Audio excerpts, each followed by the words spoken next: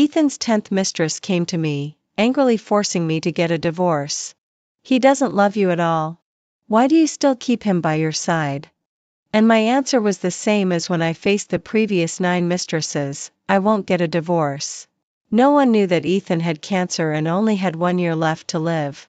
1 year later, I would inherit all of his estate, become the chairman of the company under his name, and enjoy wealth and fame to the fullest. Getting promoted, getting rich, and losing one's husband can be regarded as the 3 great joys in life. So, why should I get a divorce? When Emily came to me, I was calmly drinking tea.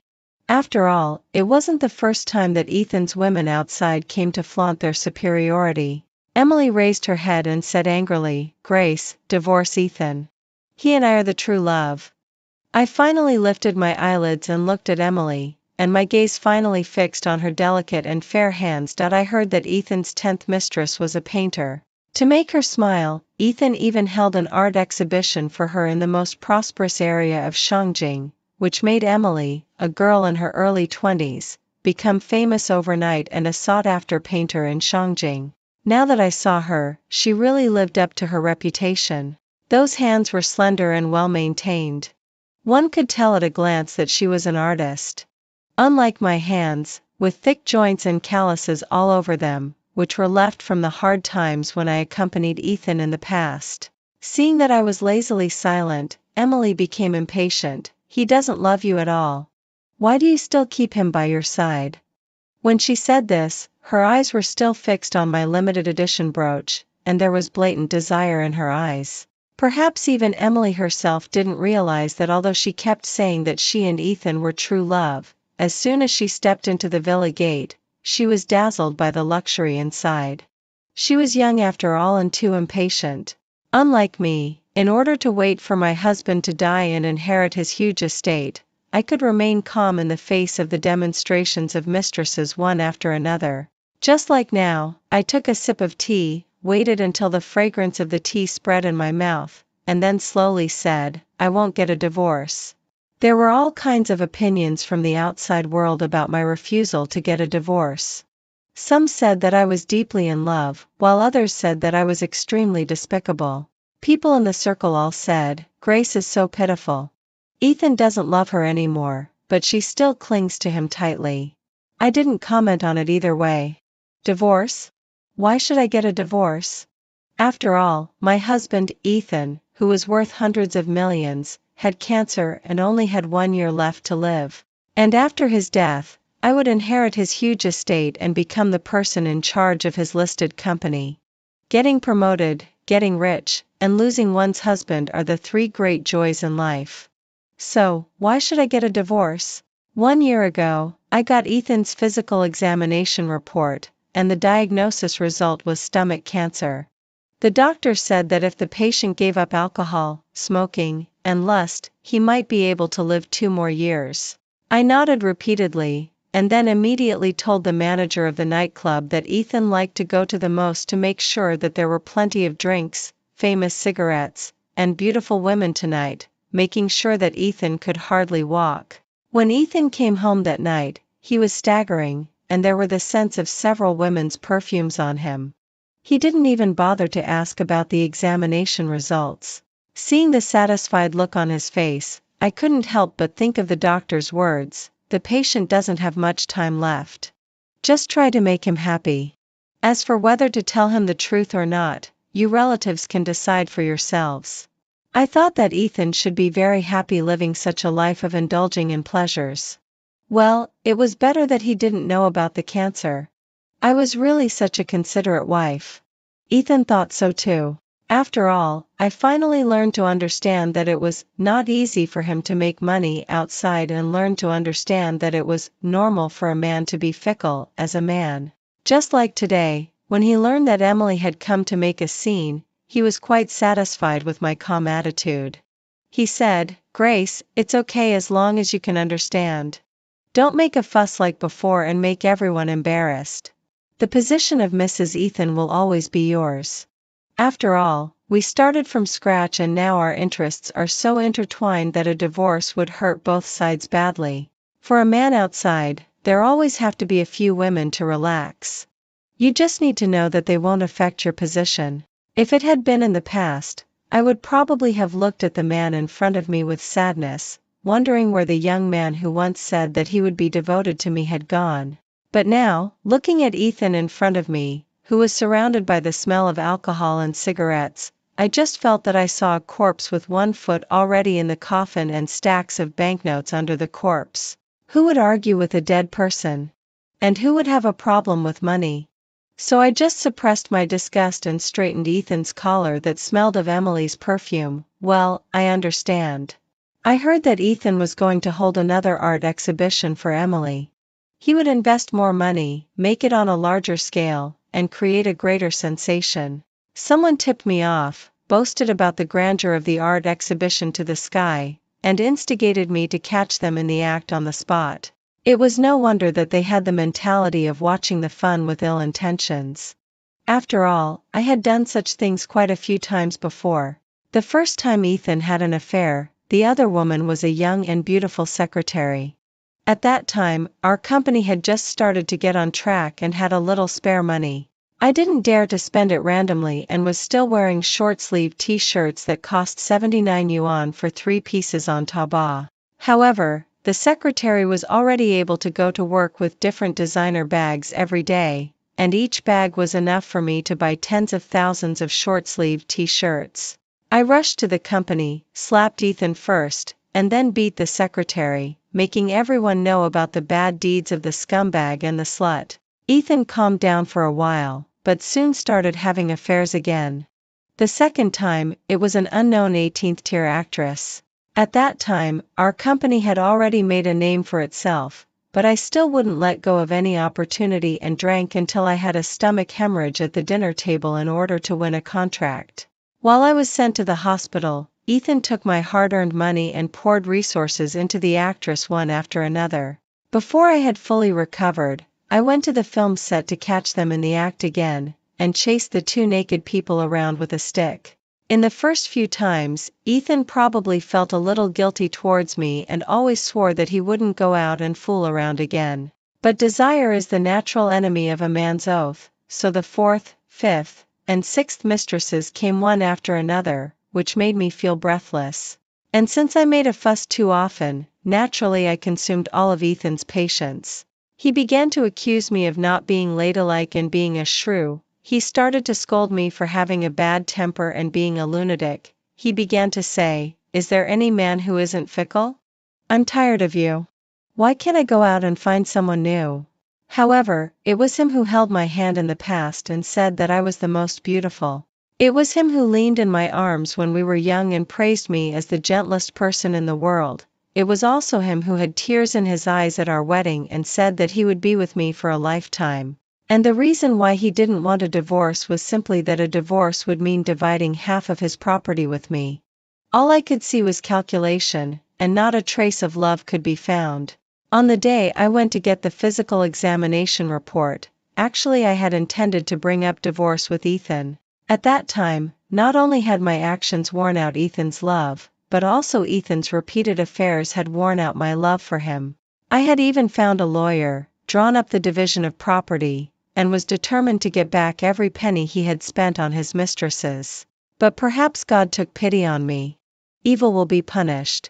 Ethan got cancer. Since then, when I woke up from midnight dreams, I no longer dreamed of the scenes where Ethan was affectionate with others, but dreamed of the prosperous days when I would enjoy wealth and honor after his death.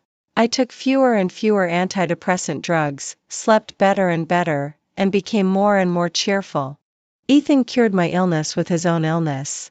From this perspective, Ethan, what a kind-hearted person. I didn't go to the art exhibition in the end, but I still watched the whole process through Emily's messages. She kept sending me photos. In those photos, Emily and Ethan were snuggling together, looking at each other and smiling. So intimate. My friend also sent me a message. "Grace, it seems that Ethan is really attracted to Emily." In the photos, Ethan looked at Emily affectionately, and there was flowing love in his static eyes. I was so familiar with this look. In the past, Ethan had looked at me with this look countless times. In the narrow basement, in the winter without quilts, in the days when the two of us could only share a bowl of instant noodles. At that time, he said, "Grace, I will love you for a lifetime." As it turned out, a man's lifetime might be 3 years, 5 years, or 7 years, but it definitely wouldn't be until the day he died.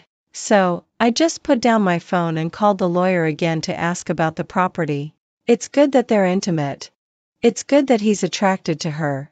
In this way, no one will notice that I'm quietly transferring property. One should be cautious. What if Ethan didn't die? It's always right to leave oneself an extra way out for divorce. To make Emily distract Ethan's attention for a longer time, I deliberately posted some ambiguous sentimental writings on my WeChat moments, and often called Ethan back when he was with Emily at just the right time. Emily got impatient again and used all kinds of means time and time again to keep Ethan by her side. She also sent me a message smugly, "Is it useful for you to call back someone whose heart isn't with you? Can you make him come back?" I couldn't make him come back.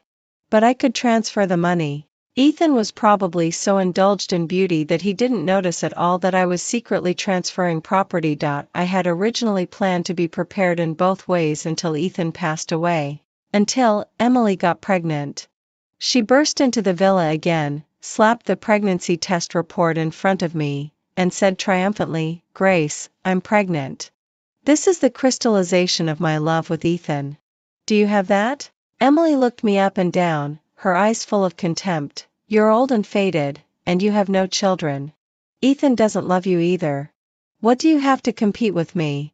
Grace, believe it or not, the position of Mrs. Ethan will be mine in the end." When Ethan came, Emily regained her pitiful look of a delicate little flower, touched her belly, and said pitifully, "Ethan, I just thought that you and Grace haven't had a child for so many years, so I wanted to give you a child." She bit her lower lip, on the verge of crying. "Even if the child has no status after being born, I'm willing. After all, I really love you." Emily had a face that was 7 points similar to mine when I was young, and she also had an obedient personality that I didn't have, which successfully made Ethan feel a pang of heartache. Almost subconsciously, he protected Emily behind him and looked at me warily. "Grace, don't hurt her." Then he gently wiped away the tears from the corners of Emily's eyes and coaxed her softly. The tenderness in his eyes was something I hadn't seen for a long time. It seemed that, as my friend said, he was really attracted to her.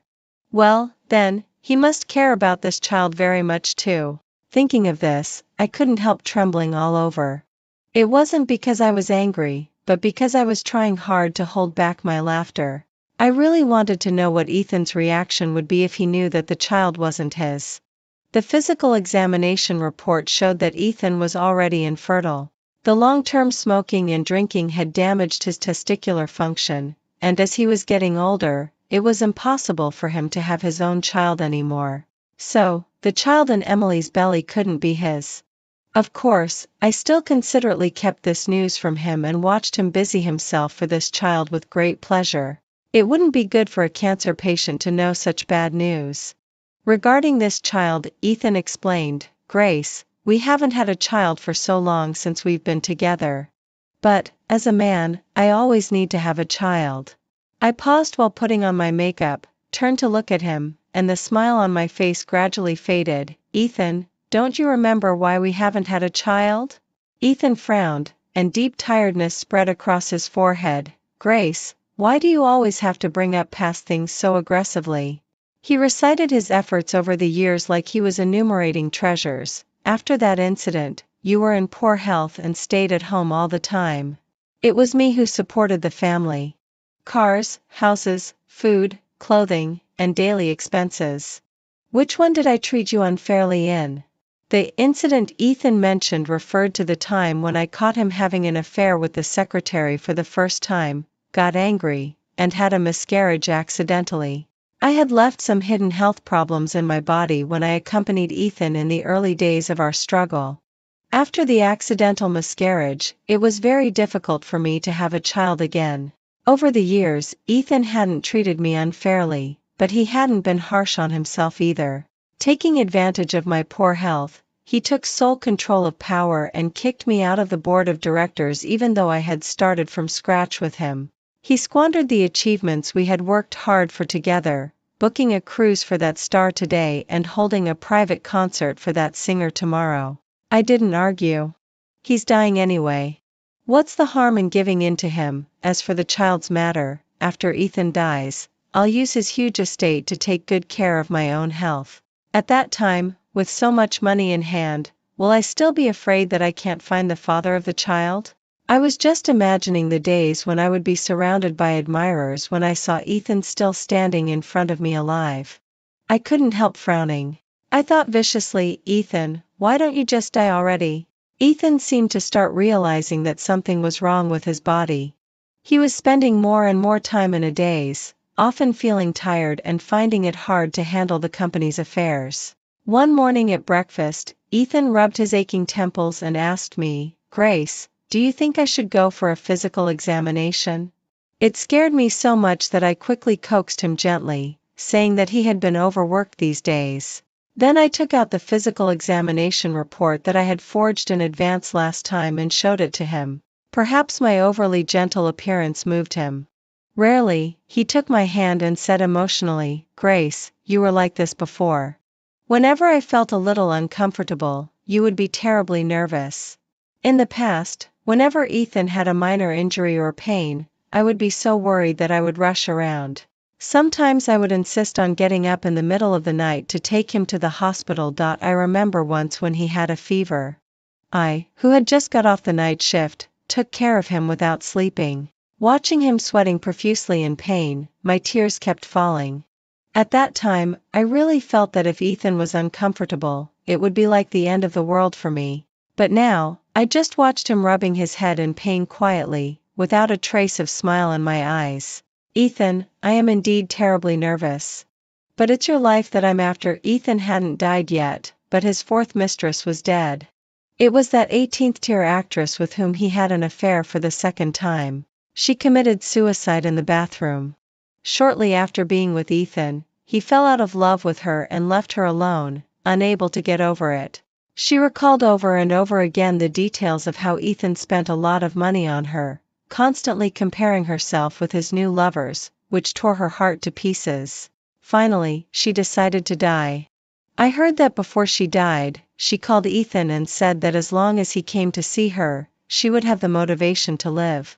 But Ethan was busy painting with Emily and just dismissed her with the words, "Hurry up and die if you want to. Don't pretend here." The actress left Ethan a final note, "As you wished, I'm dead. Will you regret it?" The answer was of course no. Reality isn't a novel. Naturally, there won't be a plot where the male lead realizes the female lead's goodness and regrets it bitterly only after she dies. In fact, on the day the actress was buried, Ethan got together with Emily again.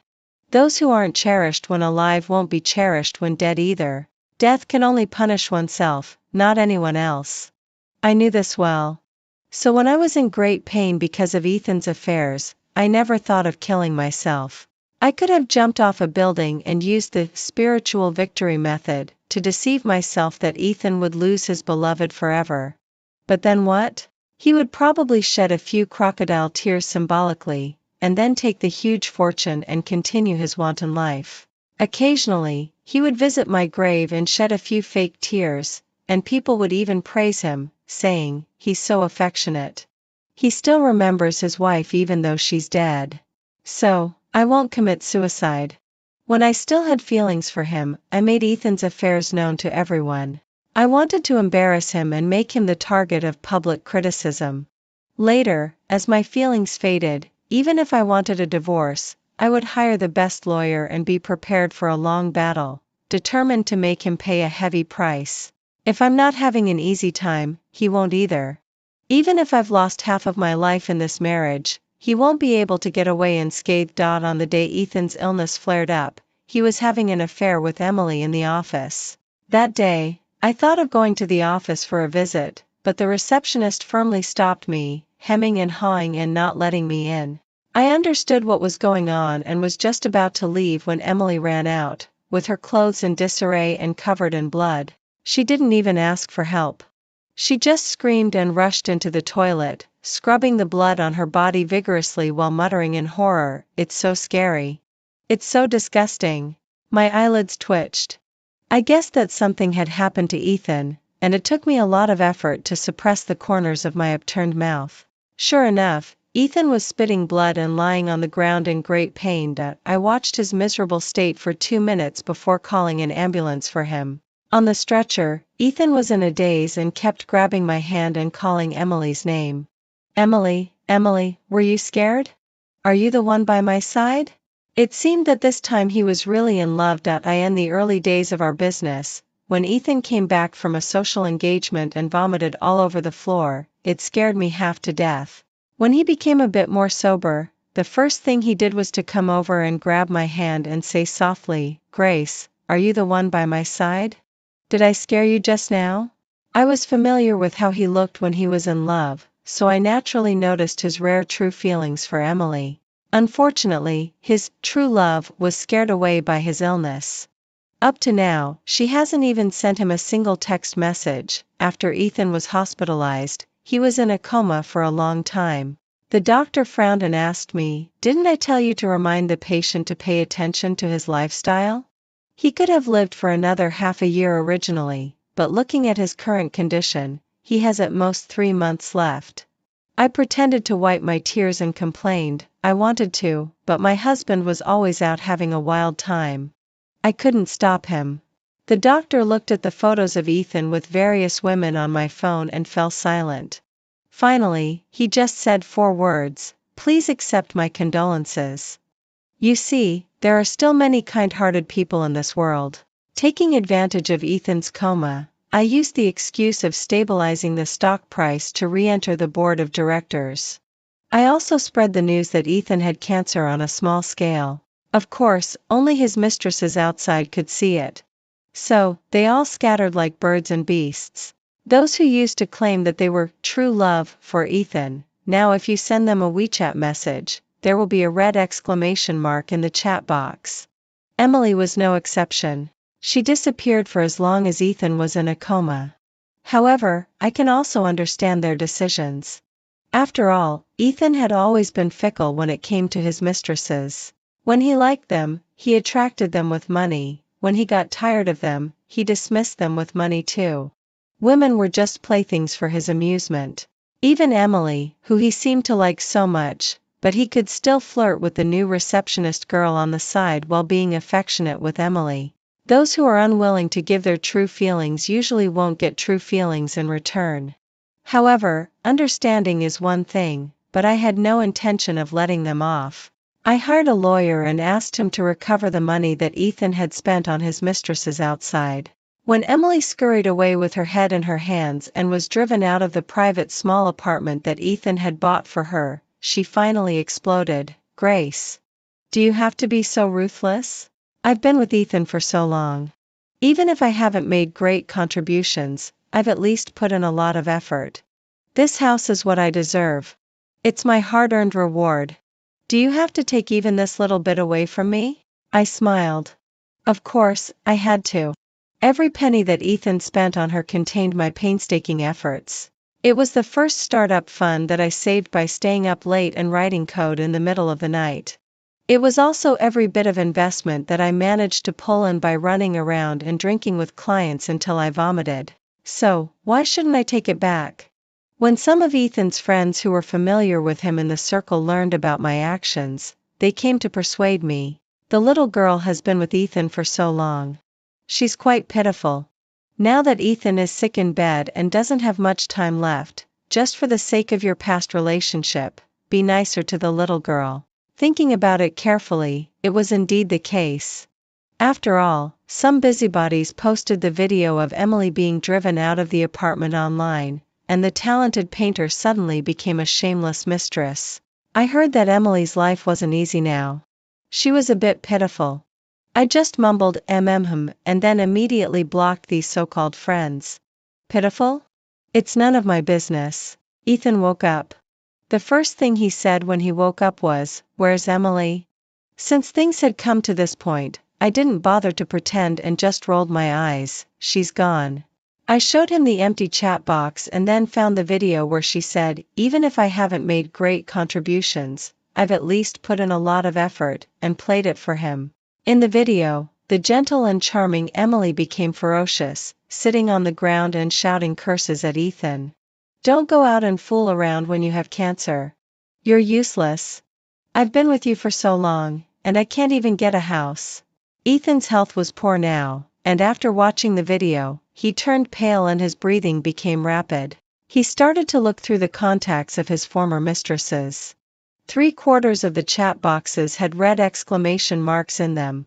The remaining quarter were sending him links to various bags. During the days he was in a coma, no one had even asked about his illness. As if remembering something, Ethan suddenly looked up. "Where's the child? Where's Emily's child?" I smiled and took out the real physical examination report from behind. "The child isn't yours." The result on it deeply hurt Ethan's eyes. He let out a miserable scream and passed out again. The mother-in-law in the opposite room didn't know the situation. She touched her Buddhist beads and complained to me, "Amitabha. Young lady, don't you know that cancer patients can't bear to be provoked? Don't say anything bad. Why did he pass out again after finally waking up when you went in there?" I lowered my head and choked with sobs. I didn't say much. I just told him that his mistress had run away and that the child she was carrying wasn't his. He couldn't bear the shock and passed out. The mother-in-law fell silent. After a long while, she slowly said, "Amitabha. Good is rewarded with good, and evil with evil." When wealth and honor faded away and he was seriously ill, it was still me, his wife, who had gone through hardships with him, who stayed by Ethan's side. I went to see him once a day. Don't get me wrong. I didn't go to take care of him but to see when he would die. Sometimes when I was in the mood, I would feed Ethan in person. It's just that the porridge was scalding hot, the water was boiling, and I couldn't hold the bowl steadily. Even with this kind of care, it could still earn his gratitude. When people are down and out, they always tend to hold on to the slightest bit of kindness. So, while being scalded by the porridge and grimacing in pain, he still said, "Grace, it's always you who stays by my side when I'm in trouble." I rolled my eyes. When he's in trouble, it's me. When there's wealth and honor, it's others, right? I think I've been too kind to Ethan. So the next day, when Ethan was tortured by the illness and was in extreme pain, I was in a bar, getting drunk and having a wild time with two handsome guys. One of the handsome guys was restless. He took a photo of the two of us and secretly sent it to Ethan. Just like in the past, when that little secretary knew that I had severe pregnancy reactions and mood swings, she deliberately chose the right time to send me the bed photos of her and Ethan.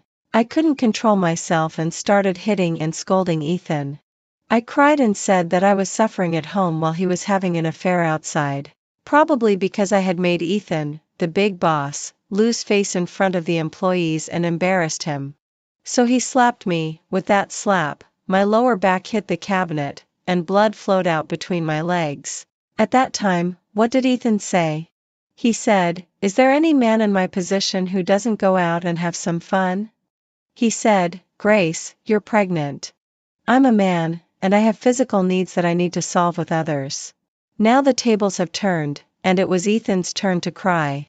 He said how hard it was for him to treat his illness and how terribly he was tortured by the illness, while I still had time to go out and have a wild time.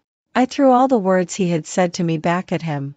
I said, "Now that I've become the head of the company, is there any woman in this position who doesn't go out and have some fun?" I said, "Ethan, you're in poor health. I'm a woman, and I have physical needs that I need to solve with others." Of course, I didn't forget to slap him back. I used all my strength. Ethan's mouth was bleeding from the slap. He was so angry that he was overcome with rage and passed out. Unexpectedly, the doctor was so dutiful that he managed to save him. On the day he woke up, I specifically went up the mountain to pray. Everyone thought that I was praying for Ethan to be safe and sound. But actually, I was praying to the Buddha for mercy. I was praying that the next time Ethan was admitted to the hospital, he would go in but never come out. The roles between Ethan and I have completely reversed. Perhaps because of his poor health and being out of touch with society, Ethan started to pay more attention to me. Unfortunately, even if he was concerned about me at this time, he could only focus on catching me in the act of having an affair. I learned from what he had done in the past. I found a tall and handsome secretary and poured resources into a woman named Sophia. When Ethan came to catch me in the act, I was having a great time with the secretary on my left and Sophia on my right. Ethan, who got off the hospital bed, was extremely weak. With a pale face, he questioned me, "You said you were working overtime, but you're actually here looking for men?" That tone of disbelief was exactly the same as mine back then. And I just frowned and reproached him, "Ethan, can't you be a bit more sensible and stop making things so embarrassing? What are you worried about? I'm just having some fun outside. I can promise you that until you die, the position of being your wife, Grace, will always be yours. For a woman outside, there always have to be a few people to help her relax. Don't worry. They won't affect your position." Hearing these familiar words, Ethan finally realized, "Grace, you're taking revenge on me." I smiled. "Yes, I am taking revenge. But what can you do about it?" Ethan had as bad a temper as I did. He smashed all the things in the room on the spot. It just gave me an excuse to make a fuss. I accused him in front of everyone that he didn't act like a good husband and was a brute. I scolded him for having a bad temper and being a lunatic. I said, "Is there any woman who isn't fickle? I'm tired of you. Why can't I go out and find someone new?" Just like what Ethan had said to me in the past. When the incident got serious, Ethan's friends came to persuade me. "Grace, Ethan doesn't have many days left. What you're doing is really unfair to him." I learned from what Ethan had done before and recited my efforts over the past few months like enumerating treasures. Since he couldn't go to work, I went to the company to handle affairs during the day and came to the hospital to take care of him at night. The ward, the nurses, and everything about food, clothing, and expenses were all the best. Which one did I treat him unfairly in? I was saying this to the friend on the other end of the phone and also to Ethan in the ward. Perhaps because he didn't have much time left, Ethan became more and more silent. Sometimes, he would beg me to stay and wanted me to accompany him. He repeatedly talked about our past, about how he got his leg injured by hooligans when protecting me in high school, and about how he left the last bucket of instant noodles for me to eat during our startup days. I knew that he wanted to use our past relationship to make me stay. To this, my answer was, "Ethan, why do you always have to bring up past things so aggressively?" He stopped talking. Occasionally, Ethan would stare blankly at my face, and those long cold eyes would unexpectedly show a bit of sad tenderness. "Grace, when did we become like this?" "Yes, Ethan, when did we become like this? Was it in the 5th year of our relationship when we went back to our alma mater to give a speech, and you rejected the junior sister who admired you in front of me but secretly added her on WeChat later? Was it in the 1st year of our startup when you got drunk and told your buddies that after 8 years of being with me, you seemed to have lost the feeling a bit? Or was it in the year when we got our first big order, when you had your first affair, on our anniversary, in our wedding room, being affectionate with your little secretary?" I couldn't tell, and I didn't want to tell. Ethan, we were childhood sweethearts, both children who weren't favored by our parents. We supported each other and stumbled along until we grew up. When we were a certain age, you confessed your love to me. I asked you that since you had known me for over 10 years, wouldn't you get tired of being with me? I still remember that you were wearing a blue striped sweater that day, and Grace was embroidered inside the cuff. It was a birthday gift I gave you. You were always carefree, but that day, your ear tips were rarely red as you said softly, "I'll never get tired of being with you." I didn't expect that your forever would be so short. You achieved success and fame, and temptations came one after another. All kinds of people approached you, singing praises and showing admiration in their eyes. Those were the things you had been longing for after living a hard life for half of your life. So you got lost. We could have parted ways and gone our separate paths. But you were so blinded by this world that put interests first that you held tightly onto the achievements we had worked hard for over the years and wouldn't share any of them with me. Ethan, you know why we've become like this now. You know it better than anyone else. The day Ethan died was a snowy day. The day when he confessed his love to me when we were a certain age was also a snowy day. Lying on the hospital bed, Ethan looked at the snow falling outside the window and said blankly, "It's snowing." On the day when I confessed my love to you, it was also snowing like this. At that time, I stepped on the snow and repeated the words of confession over and over again. My heart was pounding, but I didn't feel cold at all. I was chatting happily with a newly met younger guy and simply ignored his self-talk. Seeing that I didn't respond, Ethan smiled bitterly and said, "Grace, can you stay by my side tonight?" "Oh, what a pity." The newly met younger guy said he had a surprise for me tonight. There's no need to say which one I would choose. That night, I was having a great chat with the younger guy when suddenly I received a call from the hospital. They said that Ethan was dying. I was a bit angry. How could he be dying? The results from the other day still showed that he was fine. Ethan, I know you're listening on the speakerphone. Don't pretend that your condition has worsened. Can you stop using such tricks to get attention? Just like in the past when I drank until I had a stomach hemorrhage at the dinner table and hid in the toilet, enduring the severe pain and calling Ethan. The delicate and charming laughter of the little actress came from the other end of the phone, along with Ethan's impatient tone, "What stomachache?" Clearly, the latest physical examination report showed that you were fine. Can you stop using such tricks to get attention? At that time, my stomach hurt as if it was being stabbed by a knife, but that pain was nothing compared to the heartache that felt like being tortured by 1,000 cuts. And now, Ethan's voice came from the other end of the phone, so faint that it was almost inaudible. "Grace, you'll regret it." Those were his last words in this world. In the end, I didn't see him for one last time. When I arrived at the hospital, the white cloth had already been covered. The doctor asked me if I wanted to see the deceased one more time. I waved my hand in disgust and directly sent him to the crematorium, arranging for cremation and getting the urn in one go. Holding the small urn, I burst into tears in front of the lawyer who was announcing the inheritance. It was just for show. Perhaps the expression on my face where I couldn't hold back my laughter while crying was too obvious. Ethan's best friend before his death jumped out and accused me. "Grace, what are you pretending to be concerned about here? Don't think I don't know that you were being affectionate with your lover when Ethan died and didn't even see him for the last time. You'll regret it." I didn't deny his words. Yes, I do regret it. I regret meeting him, falling in love with him, and not being able to make him die earlier. After Ethan's death, I inherited all of his estate. I should also thank him for not slacking off during the time when I took a break, which added such a huge fortune to me. I already had considerable abilities, and the enterprise grew bigger and bigger under my management. My name began to appear in the public eye. They called me the infatuated entrepreneur. Firstly, on Ethan's Memorial Day every year, I would stay chaste for a day. No matter how much fun I had or how wild I was the night before, I would show up at Ethan's grave as promised the next day and shed a few tears for him. Others said that I was mourning my deceased husband. Actually, I was just grateful for his early death.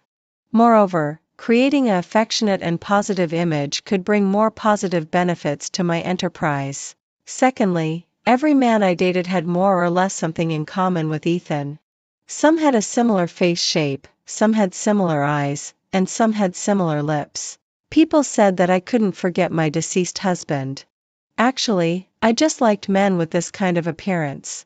By the way, I also wanted to experience the perverse interest of the replacement man trope. After all, among Ethan's dozens of mistresses back then, each one had some similarities with me.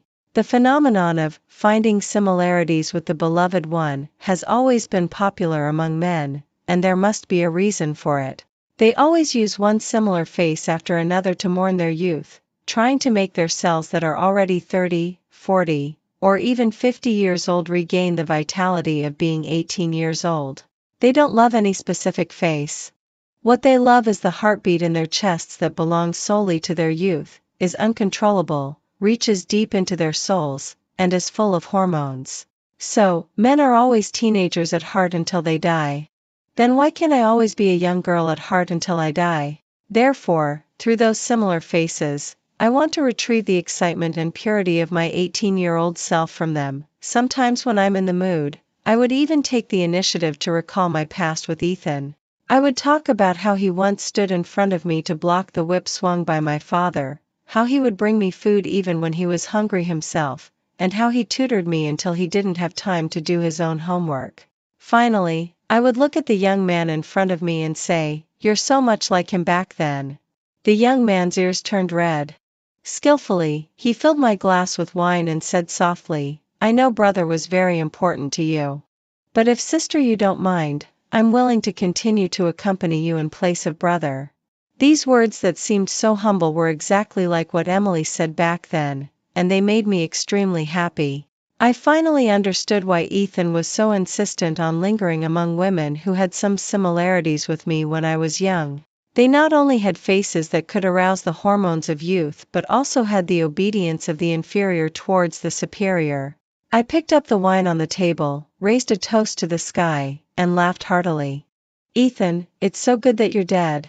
If you hadn't died, I wouldn't have known that you were living such a good life. I just lived through one spring, summer, autumn, and winter after another with the huge fortune left by Ethan.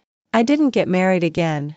Although I had a lot of fun, no man could stay by my side for a long time. They said that it was because Ethan always lived in my heart. They said that I lingered in the pleasure-seeking places and was always on the move, surely trying to atone for my sins, regretting that I went out to have a wild time before Ethan died and that I didn't see Ethan for the last time. They said that even though I had hundreds of millions of assets, it was useless. Losing the beloved one forever was the biggest punishment for the living. They said that grace was so pitiful. Pitiful. I stood in front of the floor-to-ceiling window in the city center, wearing a custom-made dress by a top designer, thinking about the countless zeros in my account. So, this is what being pitiful means. Well then, please let me be even more pitiful.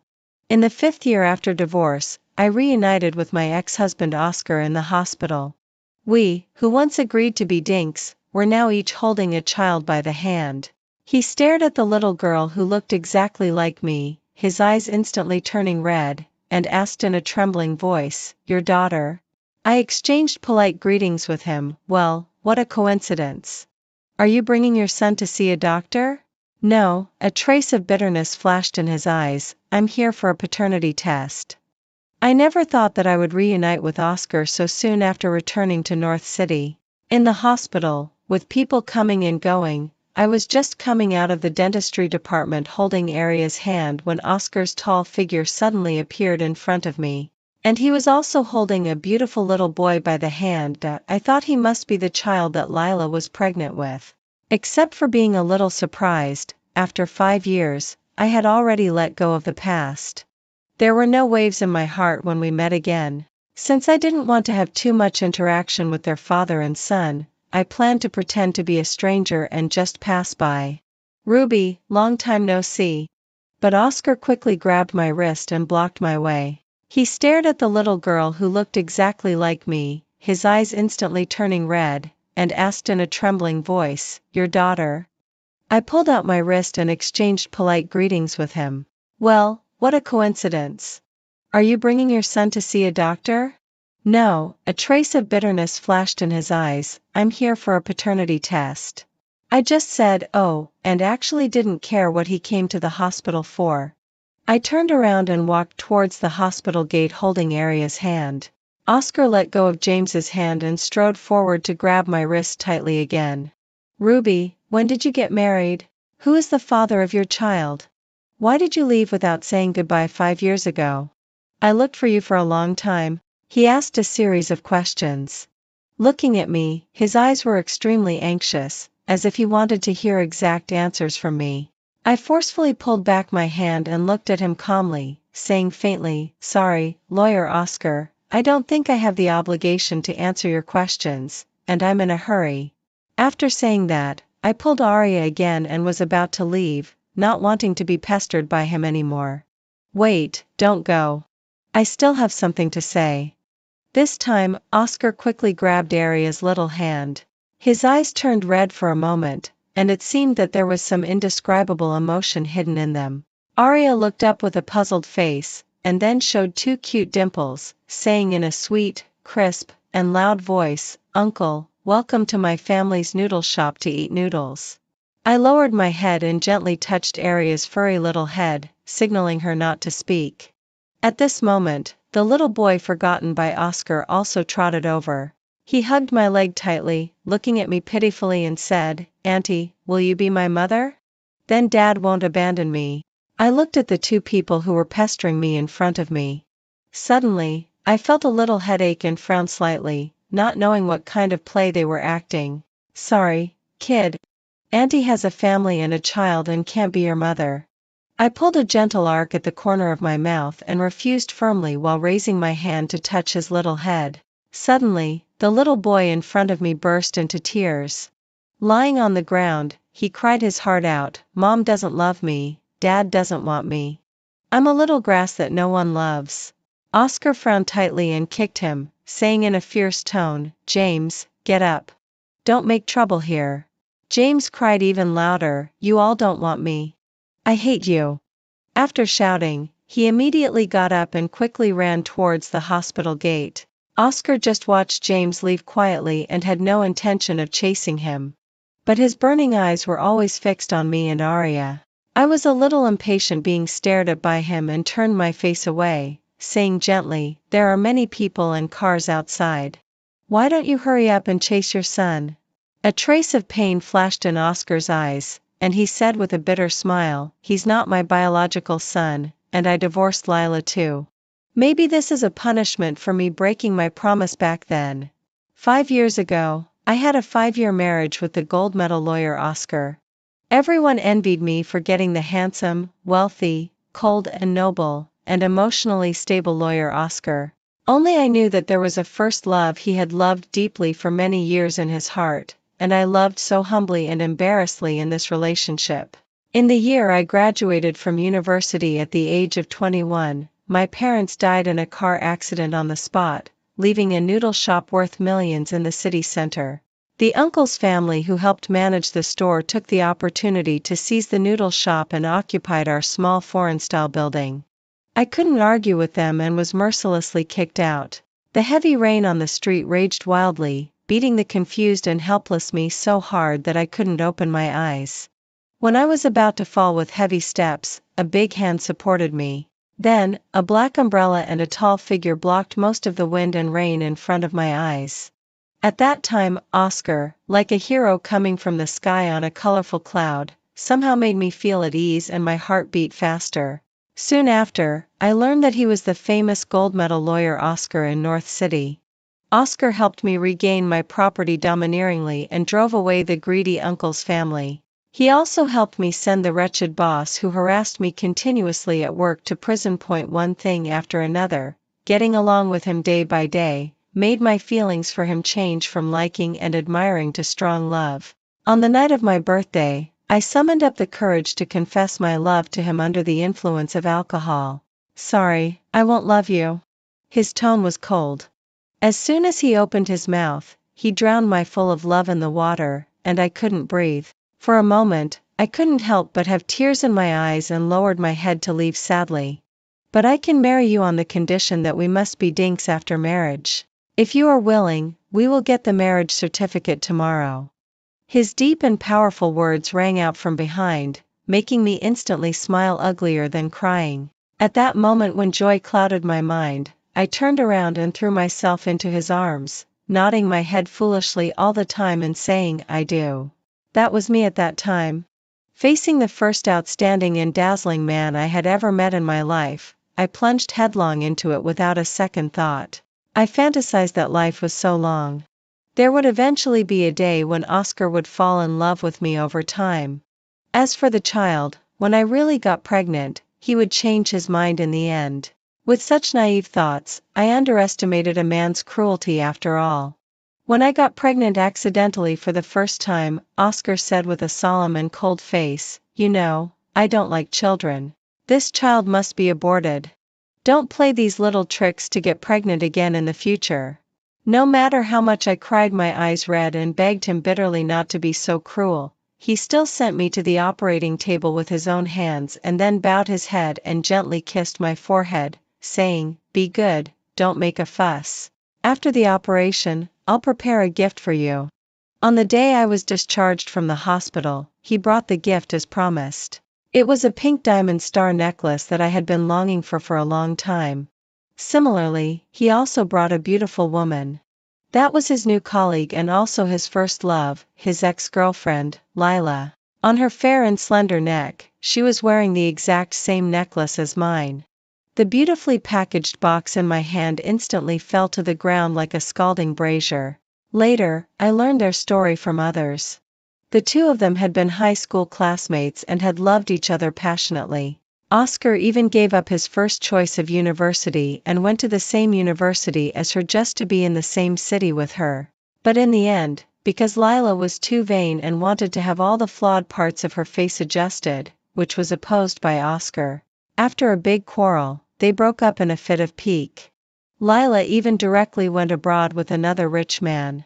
Oscar was full of regrets but still loved her deeply. Otherwise, why would the name of his law firm be Heartbeat Law Firm?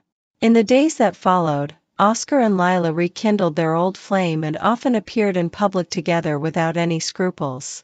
When people mentioned Mrs. Oscar, they subconsciously thought of Lila. And I seemed like an evil person who had usurped someone else's place. From time to time, I was judged and ridiculed by his friends with scornful looks. I'm a very stubborn person and would never turn back until I hit the wall. Despite more and more rumors about Oscar and Lila reaching my ears, I still waited foolishly every day in that empty and cold house, hoping that he would turn around, see my sincerity, and change his mind. But I never admitted that in fact, I had already hit this wall hard and was badly bruised. The day that really made me determined to get a divorce was when I accidentally bumped into Oscar carefully sticking to Lila's gradually growing belly in the hospital.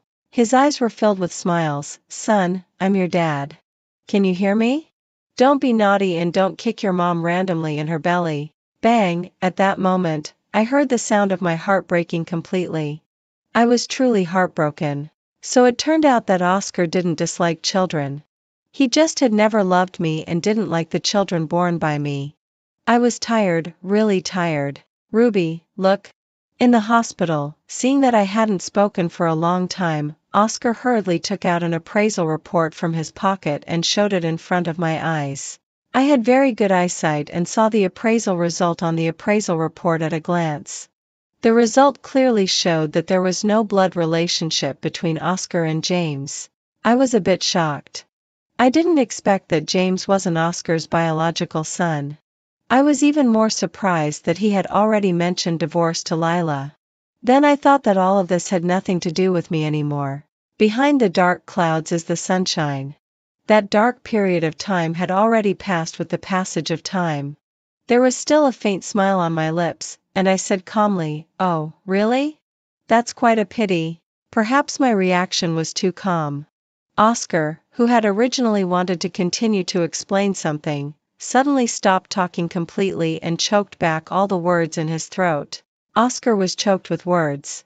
"Ruby, The paper in his hand was clenched bit by him, and his fingertips turned white from the pinch.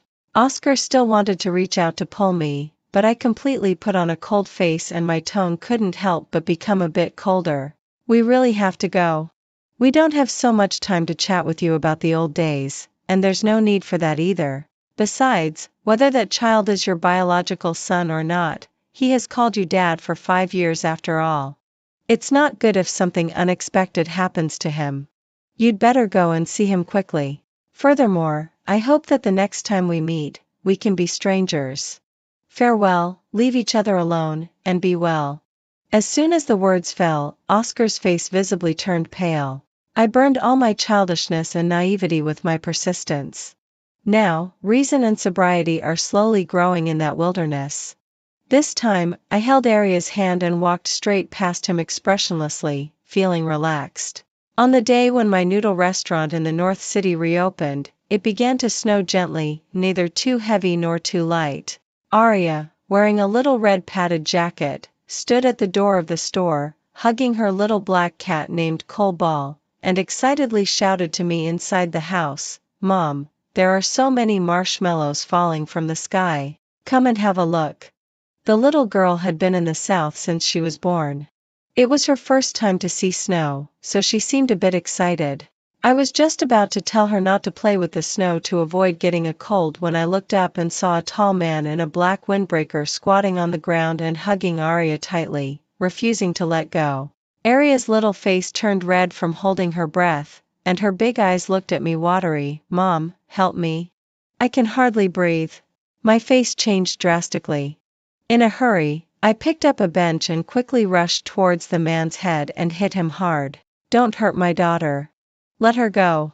Immediately, bright red blood gushed out from the man's head, dripping down his cheeks onto the white first snow, looking so bright and eye-catching. I was a bit scared. My heart was pounding wildly, but the movements of my hands didn't relax at all. I remained vigilant.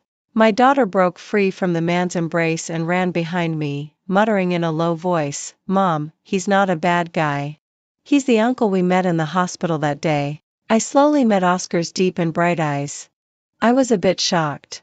I put down the bench and said in a low voice, "Sorry, I didn't know it was you. I've hurt you. You'd better go to the hospital and get it treated quickly." Oscar pursed his thin lips tightly and didn't say a word. He slowly stood up. His eyes were bloodshot, and his burning gaze was fixed straight on Arya behind me, as if there were 1,000 words he wanted to say. Arya was a bit scared by his stare, showing a timid look in her eyes.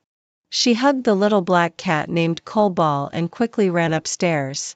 I told Oscar twice to go to the hospital, but he still ignored me. Helplessly, I had to take out the medicine box at home to deal with his wound. Oscar, who had been sitting silently on the chair all the time, suddenly grasped tightly the wrist of my hand that was applying medicine to him. His eyes lit up brightly, and he asked in a deep and forceful voice, "Who is Arya's father?" I was a bit puzzled by his question. I frowned slightly and said, "Did you come here just to ask this boring question? Has your law firm gone bankrupt?" "Ruby, don't change the subject." Oscar looked serious. His gaze was like a sharp knife, sizing me up on my face, as if he were judging a criminal, and his aura was intimidating. His expression was just like the scene in those years when I sat in the audience and watched him, as a defense lawyer, send the plaintiff's lawyer to prison when he was on the defense bench. He was full of confidence and deterrence. At that time, I had a rosy filter on him. When I got along with him and saw him with a straight face and rarely smiling, I always unconsciously behaved cautiously and tried to please him in a humble way, hardly daring to breathe heavily. Now, he meant nothing to me. I smiled, pulled my hand back forcefully, and said in a cold tone, "Is it interesting for you to do this? What does it have to do with you who the child's father is?" I calmly showed the shiny diamond ring on my ring finger, announcing my identity as a married woman. Strangely enough, during the 5 years when I was married to Oscar, he had given me all kinds of gifts, but never a ring, not even one. Presumably, he had already used this to hint to me back then that this marriage was illusory and that I shouldn't be wishful thinking. "Of course it has something to do with me, because I'm Arya's father." Oscar said this sentence very loudly, with absolute confidence on his face. I couldn't help but widen my eyes and look at him in surprise, wondering where his confidence came from. He. The corners of my mouth twitched, and I pulled my hand back forcefully. "I didn't expect you to be so shameless. It's a pity that Arya's father is someone else. If you want to be her godfather, I'm afraid it's a bit difficult." I turned around and was about to leave, not wanting to pay attention to this rather puzzling man. "Ruby, you don't dare to admit it, do you? I'm the biological father of the child. I have evidence." His words made me stop in my tracks. When I turned around, I saw a piece of paper in his hand, and my heart couldn't help but sink. It was the pregnancy test report that I had accidentally left behind 5 years ago. At this moment, it was quietly held in Oscar's hand. Oscar strode forward, ignoring his still bleeding wound. He grasped my shoulders tightly with both hands, his eyes bloodshot, tears welling up in his eyes, and he asked in a hoarse voice, trembling, "Why didn't you tell me when you were pregnant back then?" This question was a bit ridiculous. 2 weeks before I divorced Oscar, I found out that I had been pregnant for over a month. Fate just loves to play tricks on people like this. When I was still nervous inside about whether this child would be aborted again if Oscar knew about it, Lila gave me a big surprise. Her text message saying, "He's in trouble. Come quickly," made me rush to the hospital ward in a hurry in the heavy rain, getting soaked all over. I bumped into that scene of fatherly love and filial piety at a glance.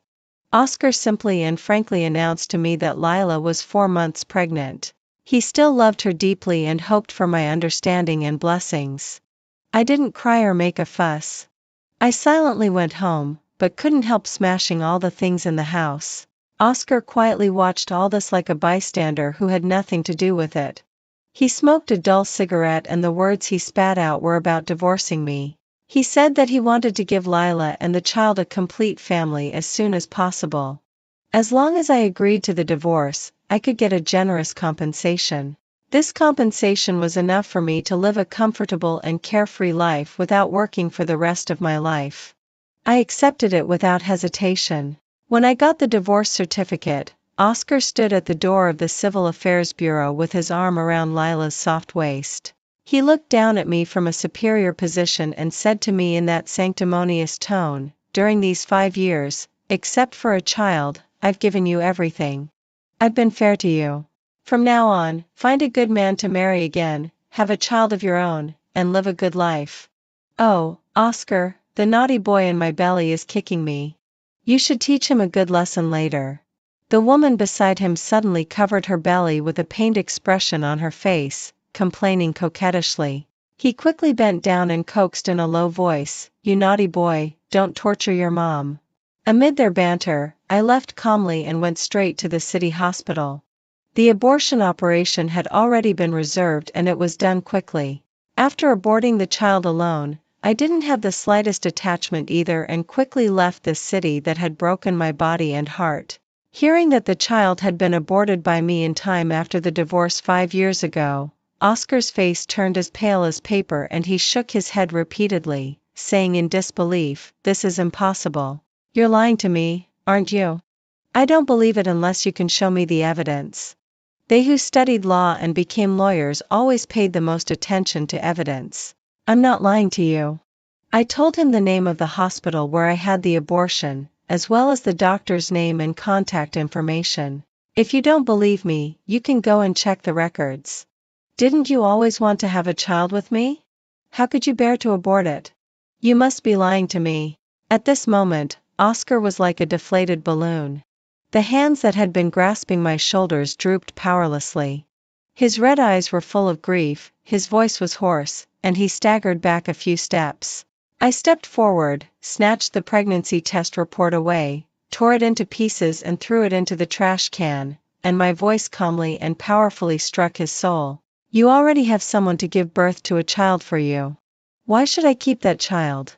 Let him watch your happy family of 3 enviously?" Oscar was instantly speechless. As if he had lost a precious treasure, his shoulders couldn't stop trembling. Tears rolled down from the corners of my eyes in big drops. The grief and despair on my face were hard to conceal. The light in my eyes gradually dimmed. I pursed my lips tightly and fell into deep thought, not knowing what he was so sad and sorrowful about. He was the one who said he didn't like children back then. And now he was the one crying so sadly and despairingly. People are really a mass of contradictions. Soon, I somewhat understood where his grief came from. Lila had cheated on him, and the son she gave birth to wasn't his biological child. He probably hoped that Arya was his biological daughter so that he could get some psychological comfort from it. It's just that the facts shattered his wishful illusions. Not wanting to pay attention to him anymore, I turned around and was about to enter the kitchen. Oscar's faint, low, and choked voice rang out from behind me again, "Ruby, you're so heartless." I looked back at him and smiled self-mockingly. Heartless? Compared to you, I'm still a bit behind. This sentence wasn't a complaint. It was a statement of fact. That little life back then. He just decided to abort it without hesitation, completely ignoring my bitter pleadings. The 5-year marriage couldn't even withstand his first love's words, "I'm back." He was so heartless as to abandon me and betray me. But fortunately, I survived that dark period. The resentment towards him in my heart had dissipated when I started a new life. By the way, perhaps I should also say thank you to you. Because of losing something, I gained something else. Thanks to your kind words back then, I married a good man, and now I have a happy and perfect family. Thinking of the lovely Arya, my heart felt warm. But, I regret it. I looked up. Oscar's face was so pale that it was almost transparent, like the snow outside the window that was about to melt. He almost stumbled out of the store entrance. After that day, Oscar was always the first person to come to my store.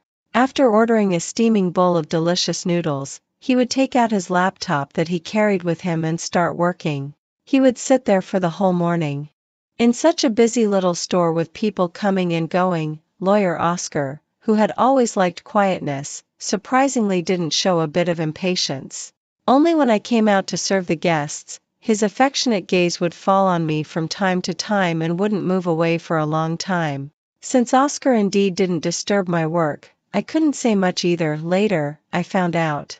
Every time Oscar came to the store, he would secretly bring a small gift for Arya. For example, nice hair ties, duck-shaped hair clips, cute little figurines. I found the box that Arya had hidden under the bed when I was cleaning the room one night. I immediately called Arya over and asked her clearly who had given these things to her. She was a child who couldn't tell lies. Her little head drooped slightly, her fingers were intertwined uneasily, and she said in a timid voice with a red face, "Mom, I'm sorry. It was Uncle Oscar who gave them to me. He didn't let me tell you." I was shocked in my heart. I didn't expect Oscar to be so scheming and actually target a little child. I didn't know what exactly he wanted to do, but this act of bribery really disgusted me. At the same time, this incident also gave me a warning. It seemed that I lacked education for Arya in this regard. As a result, she could be easily bought off by others with just a little favor. From now on, you can't accept gifts from others casually, especially gifts from strange men, because you don't know what ulterior motives they have. Arya nodded repeatedly and admitted her mistake. When Oscar came the next day, I asked Arya to return the small gifts to him in person. "Please don't give these little things to Arya anymore," I said seriously and solemnly. When Oscar saw the returned gifts, a look of surprise flashed in his eyes. He looked at Arya beside him. "These are just worthless little things. Just let the child keep them. I think she likes them very much.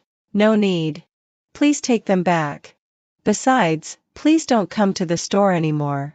You're not welcome here," I said with an expressionless face and raised my voice. Oscar was like a child who had done something wrong. He lowered his eyes gloomily and his voice was hoarse.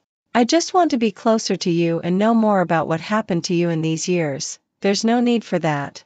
Why bother doing something unnecessary? A withered tree will eventually welcome spring, but it's hard for an old acquaintance to go back to that autumn in the past. Ruby, actually, the person I've loved in my heart has always been you and has never changed. It's just that I didn't realize it back then, so I hurt you deeply. After you left, I really searched for you for a long time. I prayed every day that you could come back to me.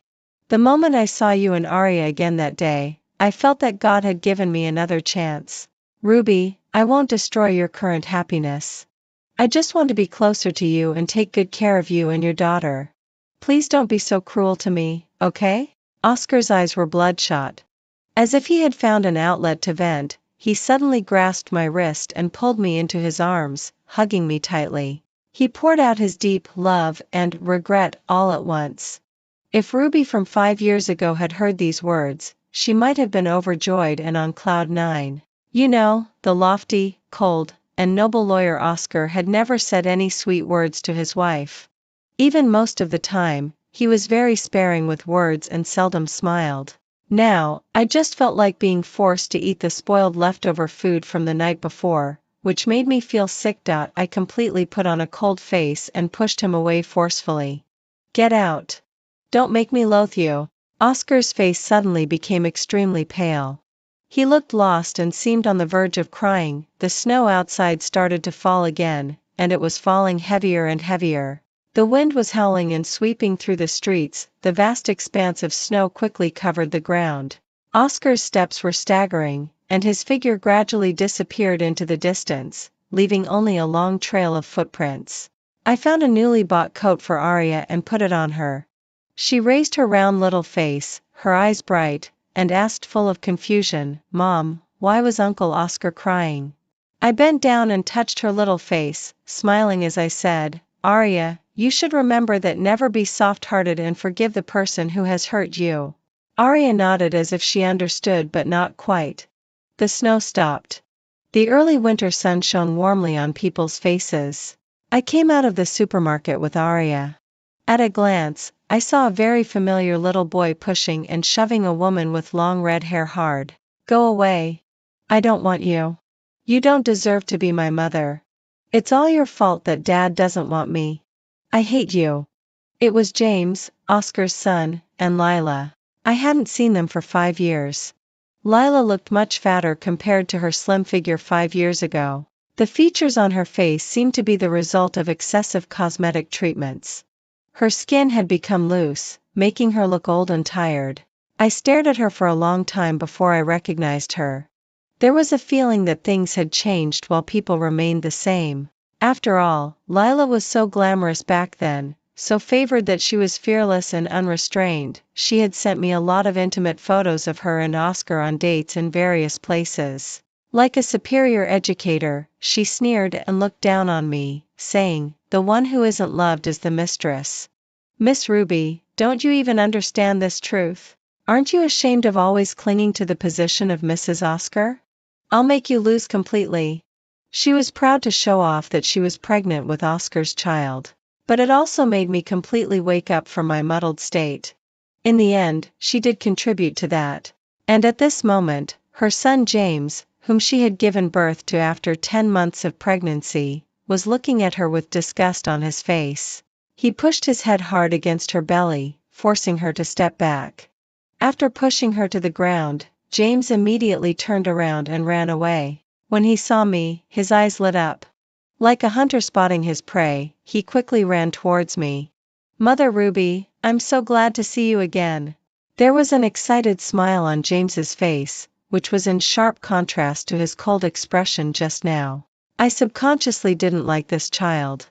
I had to keep a polite smile and nodded slightly. What a coincidence. After saying that, I was about to turn around and leave with Arya. James caught up and tried to flatter me by offering to carry the shopping bags full of things in my hand. "Mother Ruby, let me carry them for you. I'm a man and I'm very strong." I refused him expressionlessly, no need for help. "Mother Ruby, then can I go home with you?" James instantly grasped my wrist tightly and looked at me with teary eyes, crying, "Mom and Dad don't want me anymore. I'm homeless." His words made me frown. I looked at him seriously and said, "Little kid, lying isn't a good thing. I saw your mom. You should go back with her quickly." "No, I won't go back with her. None of you like me. I hate you all.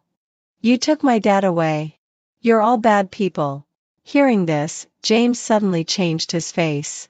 He shouted and yelled excitedly and even reached out and pushed Arya heavily to the ground. Arya's little face turned red with pain, and she cried out aggrievedly, "Mom, it hurts." "Arya." I was shocked and quickly picked Arya up. When I turned around, wanting to teach this naughty James a lesson, he had already run away quickly. I was both angry and annoyed. I really didn't know how Oscar had educated such a naughty child in these years. Bang, I looked up. Because he was running too fast, James was hit and flew by a car at the corner. His small body fell into a pool of blood. "James!" Lila in the distance rushed over, picked up James on the ground.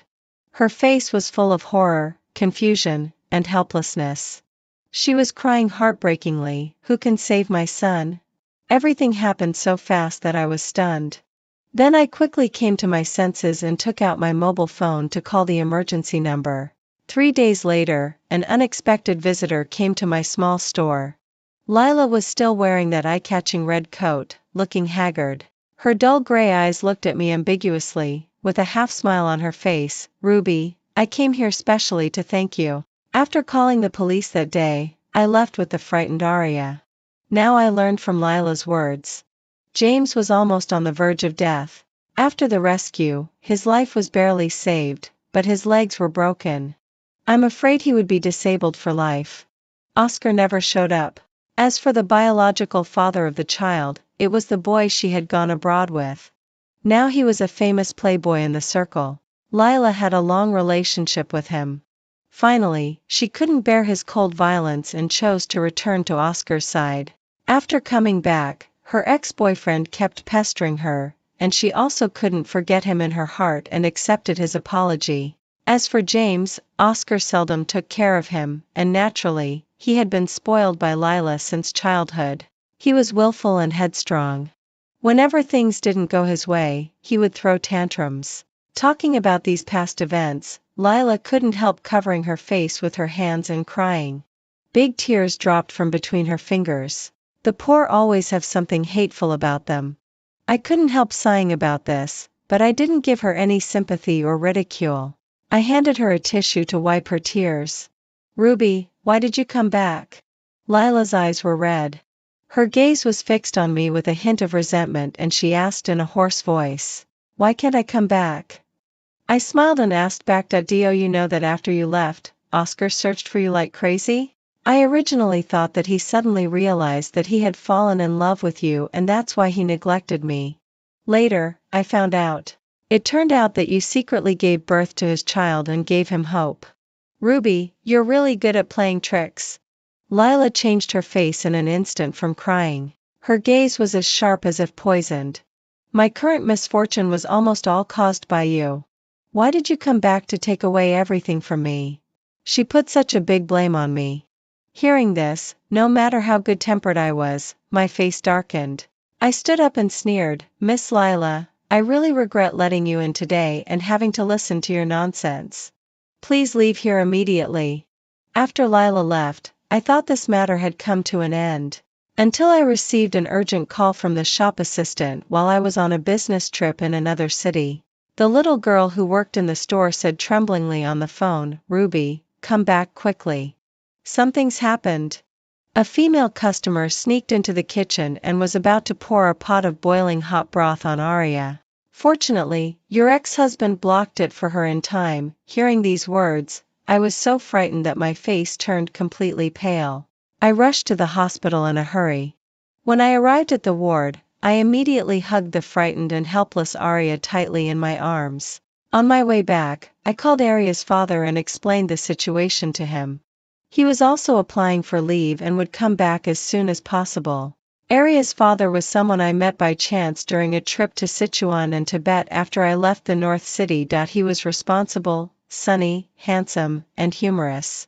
Although his profession was rather special and he needed to carry out tasks outside all year round, I still chose to marry this man who dedicated himself to the country without hesitation and had no regrets.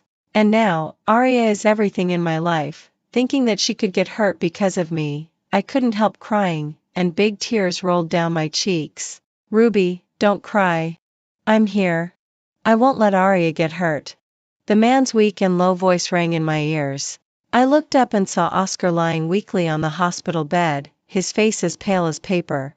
The large burn on his arm was shocking. I could hardly imagine the consequences if the burn had really happened to Aria. I held Aria's hand tightly and bowed at a 90-degree angle to express my gratitude to him solemnly. "Lawyer Oscar, thank you so much. I'll transfer the money to your bank card later." "Ruby, don't be like this." Oscar's face became even paler, his voice trembling. He was so excited that he was about to get out of bed. I quickly stopped him. His dark eyes were full of guilt. "I don't need your thanks. It's what I should do." "What do you want then?" I didn't like to owe others favors, especially favors from Oscar. Oscar looked at me passionately, with a careful plea in his eyes. "Can I visit Aria often in the future?" "No. I refused almost subconsciously. The light in Oscar's eyes disappeared instantly, but then it quickly reignited like stars. He stared at me intently. Then can we take a photo together? Is that okay? I couldn't refuse his proposal and nodded in agreement. We took a photo together with Arya using his mobile phone. I'll give you a clear explanation about Lila's matter. Before I left, Oscar stopped me. I nodded. Okay, I believe you. Oscar was the most famous gold medal lawyer in the North City. In his hands, no one could escape legal sanctions, not even his ex-wife. He sued Lila for attempted murder in court. In the courtroom, Lila lost her temper and shouted at Oscar like crazy, "Oscar, you're so heartless. Our son is lying in the hospital, yet you're still helping that woman outside." The onlookers immediately looked at each other in astonishment and started whispering among themselves. "That's not my son," Oscar said loudly, emphasizing solemnly, with clear logic and a matter-of-fact attitude. Finally, Lila was sentenced to 2 years and 3 months in prison. Lila broke down and cried despairingly on the spot. She pointed at him and swore viciously, "Oscar, you're so cruel. So cruel. You'll surely come to a bad end." The people present couldn't help sighing. Oscar still remained calm and walked out of the court composedly.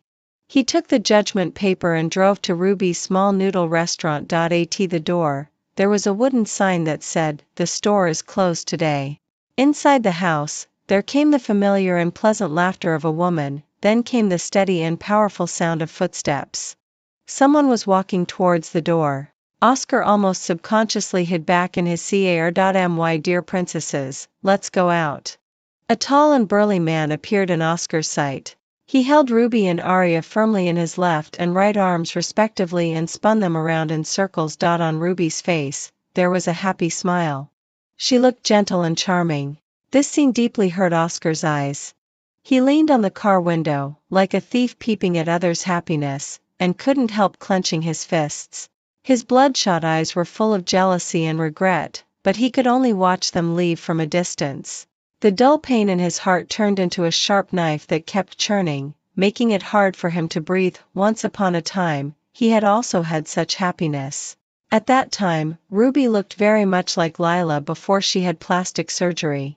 She was quiet, gentle, pure, and charming, which made him want to get close to her subconsciously. But he also knew she wasn't Lila after all, so he had to restrain himself and be rational and couldn't love her. As for children, he had been exposed to too many criminal cases related to the bad nature of minors. Subconsciously, he really didn't want to have children in the future. When Lila told him that she was accidentally pregnant, he actually had the thought of aborting the child. But the doctor said that if the child was aborted, Lila would lose the chance to be a mother for life. He softened his heart, facing Ruby. He could only give her enough financial compensation. After Ruby left, he often dreamed that she was crying with blood and tears in her eyes, asking him despairingly why he had deprived her of the right to be a mother.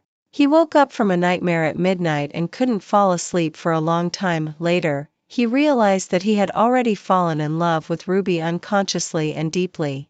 What surprised Oscar even more was that he found the pregnancy test report that Ruby had left behind.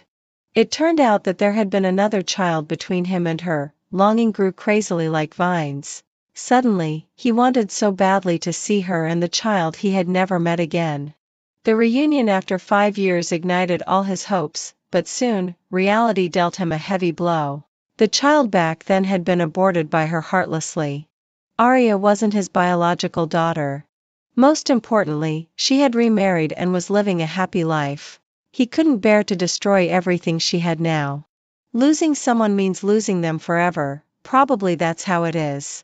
At this moment, Oscar stared tightly at the only group photo on his mobile phone and his eyes turned red unconsciously. The father, mother, and daughter were snuggling together, looking just like a family of 3. If only it were true. Thinking of this, Oscar suddenly started coughing violently.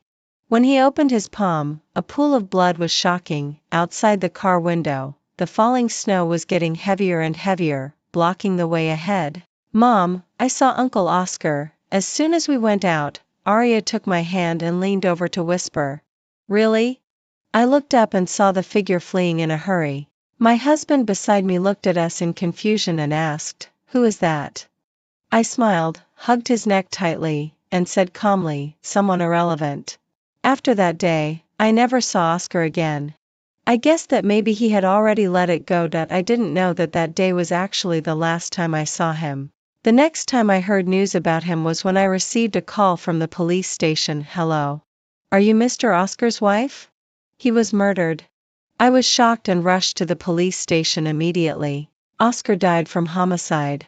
He was maliciously retaliated against by a former plaintiff who had just been released from prison.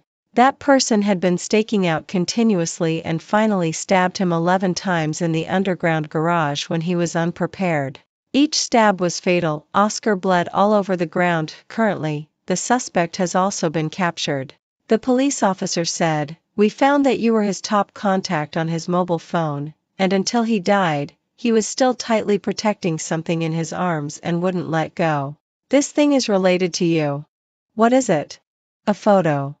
My face turned pale. I took the photo with trembling hands. There were still some dried bloodstains on it. On the back of the photo were a few vigorous and powerful small words, "I love my wife Ruby and daughter Aria." I couldn't describe what it felt like in my heart. I could only hold the photo tightly. I explained to the police officer with a bitter smile at the corner of my mouth, "He's my ex-husband. We have nothing to do with each other anymore." Oscar's mother came to take away his body. This domineering woman who once kept a hen as a pet at home to secretly ridicule me as a hen that couldn't lay eggs seemed to have aged dozens of years overnight. There was no vitality in her eyes, only vicissitudes. And as the famous gold medal lawyer in the North City, Oscar, the news of his death also became a trending topic. No one had expected that the once high-spirited gold medal lawyer Oscar would end up like this one day. And what attracted the most attention was his will that had been made long ago. Oscar donated his generous assets to a little girl for free. When the attorney in fact said that Oscar had left all his inheritance to Aria, I was completely stunned. Aria wasn't his daughter and had no blood relationship with him. Why did he do that? Perhaps only Oscar knew the answer in his heart.